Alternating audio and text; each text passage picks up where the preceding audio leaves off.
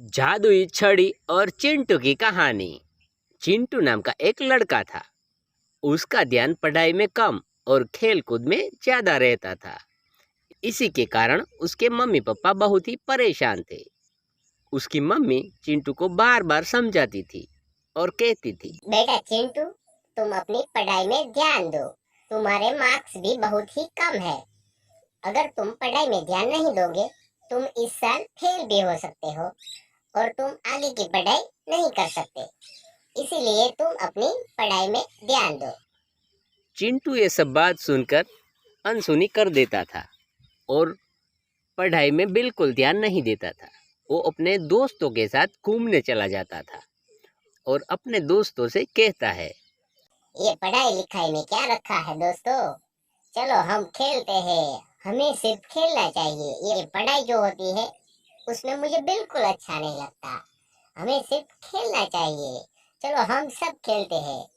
चिंटू का दोस्त चिंटू को कहता है, चिंटू, हमारा होमवर्क बाकी है तो हम घर जाकर होमवर्क करते हैं। लेकिन चिंटू बोलता है, नहीं नहीं, होमवर्क करने की कोई जरूरत नहीं है। चलो अभी हम जी भर के खेलते हैं। होमवर्क तो बाद में भी हो जाएगा। ऐसे ही कर कर चिंटू अपने दोस्तों को भी अपने खेल कूद में लगाए रखता था और उसे पढ़ाई में भी उस बात से बहुत ही परेशानी होती थी। और चिंटू के दोस्त फिर भी अपना होमवर्क करने चले जाते थे, लेकिन चिंटू बस खेलता ही रहता था। थोड़े दोस्त चले जाए तो उसके दूसरे जो दोस्त होते थे उसके दूसरे दोस्तों के साथ खेलता रहता था और कभी होमवर्क नहीं करता था। स्कूल से अक्सर चिंटू की शिकायत आती रहती थी।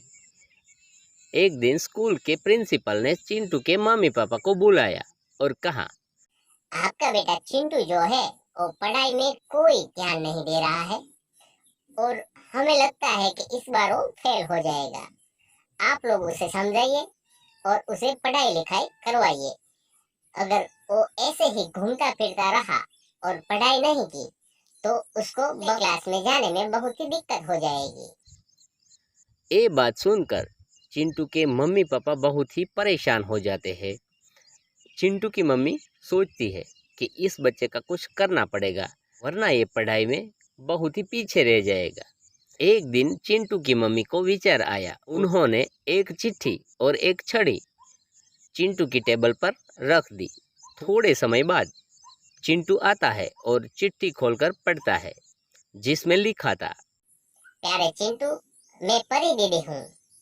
मैं तुम्हें एक जादुई छड़ी दे रही हूँ। अगर तुम इस छड़ी को अपने पास रख कर पढ़ाई करोगे तो तुम्हें सब कुछ याद रह जाएगा और तुम क्लास में फर्स्ट आ जाओगे। उस दिन से रोज चिंटू छड़ी अपने पास रखकर मन लगाकर पढ़ाई करने लगा। छड़ी के जादू से उसे सब कुछ याद होने लगा। सभी लोग उससे बहुत खुश होने लगे। चिंटू अपनी माँ से कहता है, माँ देखो, छड़ी के जादू से मैं क्लास में फर्स्ट आया हूँ। मम्मी कहती है, वो कोई जादुई छड़ी नहीं है, वो सिर्फ मामूली छड़ी है। वो छड़ी मैंने तुम्हें सुधारने के लिए रखी थी। तुम अपनी मेहनत से फर्स्ट आए हो। चिंटू कहता है, मम्मी, मैं अब समझ गया हूँ कि मेहनत से सफलता मिलती है, किसी छड़ी से नहीं।